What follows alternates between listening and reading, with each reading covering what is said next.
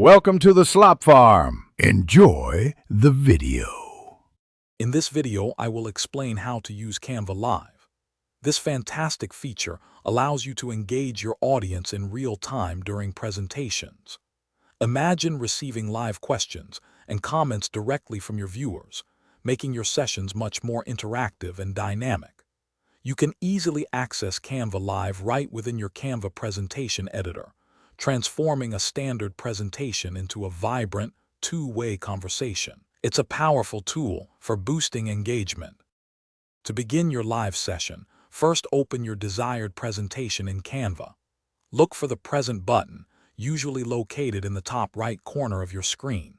Click on it, and from the Presentation Options menu that appears, simply select Canva Live.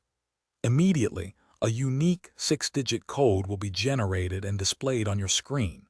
This code is what your audience will use to join your interactive session, so make sure it's visible.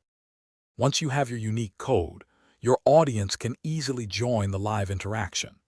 They simply need to visit canva.live in their web browser and enter the 6-digit code you've provided. Participants then have the option to submit their questions or comments, either anonymously or by including their name.